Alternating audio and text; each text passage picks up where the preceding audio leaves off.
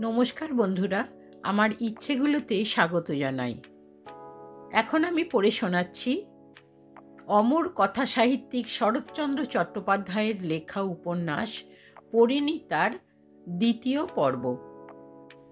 শ্যামবাজারের এক বড়লোকের ঘরে বহুদিন হইতেই শেখরের বিবাহের কথাবার্তা চলিতেছিল।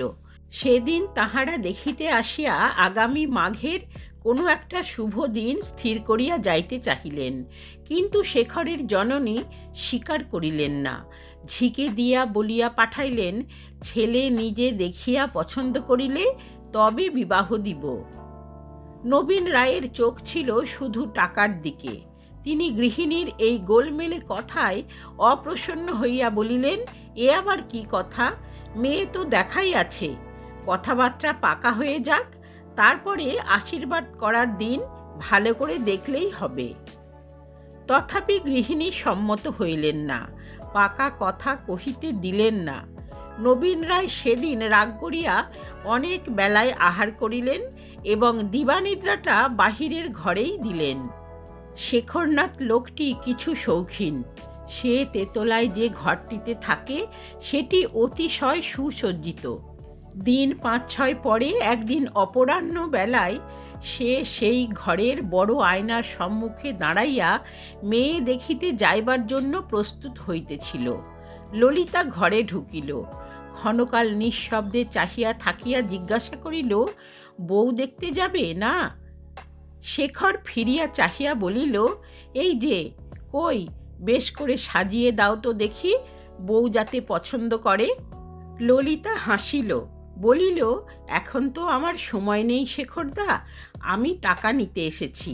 বলিয়া বালিশের তলা হইতে চাবি লইয়া একটা দেরাজ খুলিয়া গনিয়া গনিয়া গুটি কতক টাকা আঁচলে বাঁধিয়া লইয়া যেন কতকটা নিজের মনেই বলিল, টাকা তো দরকার হলেই নিয়ে যাচ্ছি, কিন্তু এ শোধ হবে কি করে? শেখর চুলের এক পাশ বুরুশ দিয়া সযত্নে উপরের দিকে তুলিয়া দিয়া ফিরিয়া দাঁড়াইয়া বলিল, শোধ হবে না হচ্ছে? ললিতা বুঝিতে পারিল না, চাহিয়া রহিল। শেখর বলিল, চেয়ে রইলে বুঝতে পারলে না? ললিতা মাথা নাড়িয়া বলিল, না, আরও একটু বড় হও, তখন বুঝতে পারবে। বলিয়া শেখর জুতা পায়ে দিয়া বাহির হইয়া গেল। রাত্রে শেখর একটা কোচের ওপর চুপ করিয়া শুইয়াছিল। মা আসিয়া ঘরে ঢুকিলেন। সে তাড়াতাড়ি উঠিয়া বসিল। মা একটা চৌকির উপর বসিয়া পড়িয়া বলিলেন, মেয়ে কি রকম দেখে এলি রে? শেখর মায়ের মুখের দিকে চাহিয়া হাসিয়া বলিল, বেশ। শেখরের মায়ের নাম ভুবনেশ্বরী।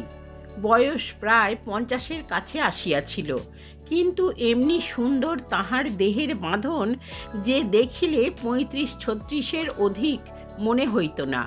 আবার এই সুন্দর আবরণের মধ্যে যে মাতৃহৃদয়টি ছিল তাহা আরও নবীন, আরও কোমল। তিনি পাড়াগাঁয়ের মেয়ে। পাড়াগাঁয়ে জন্মিয়া সেইখানে বড় হইয়াছিলেন বটে, কিন্তু শহরের মধ্যে তাহাকে একদিনের জন্য বেমানান দেখায় নাই। শহরের চাঞ্চল্য, সজীবতা এবং আচার ব্যবহারও যেমন তিনি স্বচ্ছন্দে গ্রহণ করিতে পারিয়াছিলেন, জন্মভূমির নিবিড় নিস্তব্ধতা ও মাধুর্যও তেমনি হারাইয়া ফেলেন নাই। এই মাটি যে শেখরের কত বড় গর্বের বস্তু ছিল সে কথা তাহার মাও জানিতেন না।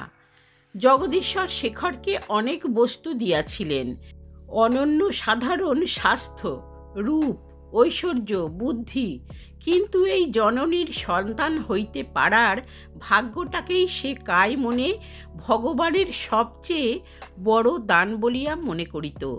মা বলিলেন, বেশ বলে চুপ করে রইলি যে রে? শেখর আবার হাসিয়া মুখ নিচু করিয়া বলিল, যা জিজ্ঞেস করলে তাই তো বললুম। মাও হাসিলেন, বলিলেন, কই বললি? রং কেমন? ফর্সা? কার মতো হবে? আমাদের ললিতার মতো? শেখর মুখ তুলিয়া বলিল, ললিতা তো কালো মা, ওর চেয়ে ফর্সা। চোখ মুখ কেমন? তাও মন্দ নয়। তবে কর্তাকে বলি। এবার শেখর চুপ করিয়া রহিল। মা ক্ষণকাল পুত্রের মুখের দিকে চাহিয়া থাকিয়া হঠাৎ জিজ্ঞাসা করিয়া উঠিলেন, হ্যাঁ রে, মেয়েটি লেখাপড়া শিখেছে কেমন? শেখর বলিল, সে তো জিজ্ঞাসা করিনি মা। অতিশয় আশ্চর্য হইয়া মা বলিলেন, জিজ্ঞেস করিসনি কি রে? যেটা আজকাল তোদের সবচেয়ে দরকারি জিনিস সেইটাই জেনে আসিসনি? শেখর হাসিয়া বলিল, না মা, ও কথা আমার মনেই ছিল না। ছেলের কথা শুনিয়া এবার তিনি অতিশয় বিস্মিত হইয়া ক্ষণকাল তাহার মুখ পানে চাহিয়া থাকিয়া হাসিয়া উঠিয়া বলিলেন, তবে তুই ওই বিয়ে করবি নে দেখছি। শেখর কি একটা বলিতে যাইতেছিল, কিন্তু এই সময় ললিতাকে ঘরে ঢুকিতে দেখিয়া চুপ করিয়া গেল। ললিতা ধীরে ধীরে ভুবনেশ্বরীর পিছনে আসিয়া দাঁড়াইল। তিনি বাঁ হাত দিয়া তাহাকে সম্মুখের দিকে টানিয়া আনিয়া বলিলেন, কি মা? ললিতা চুপি চুপি বলিল, কিচ্ছু না মা। ললিতা পূর্বে ইহাকে মাসিমা বলিত, কিন্তু তিনি নিষেধ করিয়া দিয়া বলিয়াছিলেন, তোর আমি তো মাসি হইনে ললিতা, মা হই। তখন হইতে সে মা বলিয়া ডাকিত। ভুবনেশ্বরী তাহাকে বুকের আরো কাছে টানিয়া লইয়া আদর করিয়া বলিলেন, কিচ্ছু না, তবে বুঝি আমাকে শুধু একবার দেখতে এসেছিস? ললিতা চুপ করিয়া রহিল।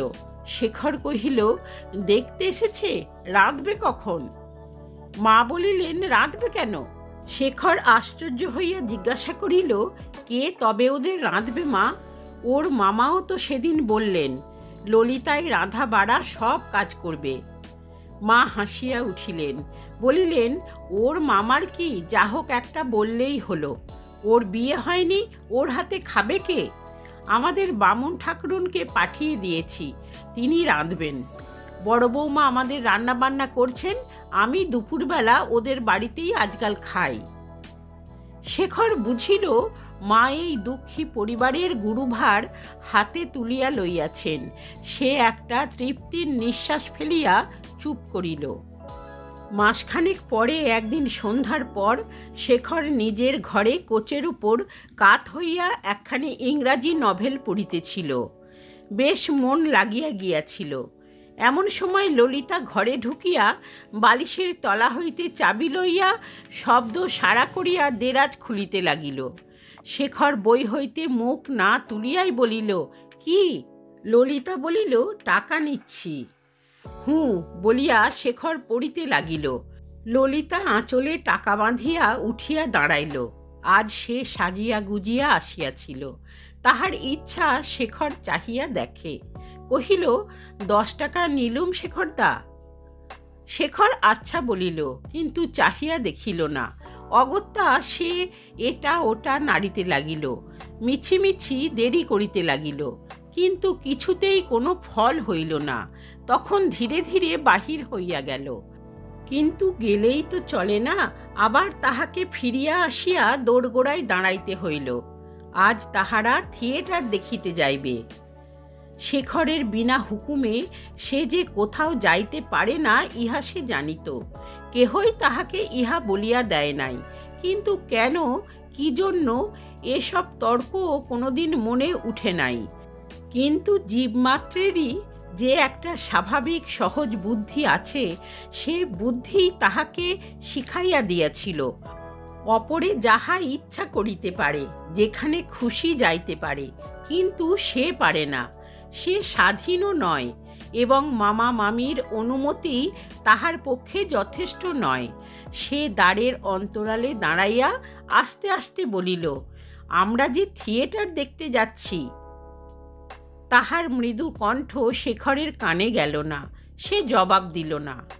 ললিতা তখন আরও একটু গলা চড়াইয়া বলিল, সবাই আমার জন্যে দাঁড়িয়ে রয়েছে যে।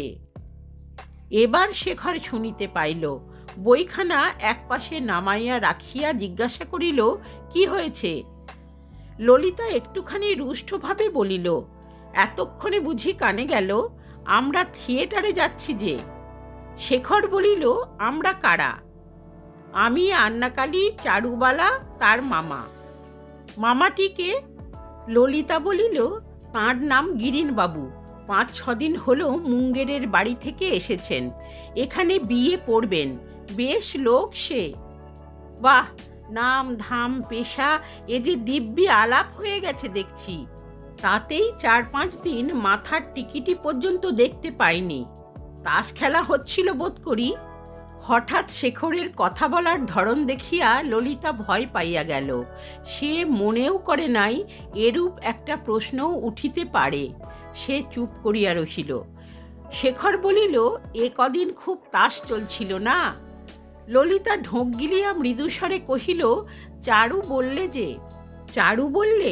কি বললে? বলিয়া শেখর মাথা তুলিয়া একবার চাহিয়া দেখিয়া কহিল, একেবারে কাপড় পরে তৈরি হয়ে আসা হয়েছে। আচ্ছা যাও। ললিতা গেল না, সেইখানেই চুপ করিয়া দাঁড়াইয়া রহিল। পাশের বাড়ির চারুবালা তাহার সমবয়সী এবং সই, তাহারা ব্রাহ্ম। শেখর ওই গিরিনকে ছাড়া তাহাদের সকলকেই চিনিত। গিরিন 5-7 বৎসর পূর্বে কিছুদিনের জন্য একবার এদিকে আসিয়াছিল। এতদিন বাঁকিপুরে পড়িত। কলিকাতায় আসিবার প্রয়োজনও হয় নাই, আসেও নাই, তাই শেখর তাহাকে চিনিত না। ললিতা তথাপি দাঁড়াইয়া আছে দেখিয়া বলিল, মিছে দাঁড়িয়ে রইলে কেন, যাও, বলিয়া মুখের সম্মুখেই বই তুলিয়া লইল। মিনিট 5 চুপ করিয়া থাকার পর ললিতা আবার আস্তে আস্তে জিজ্ঞাসা করিল, যাব?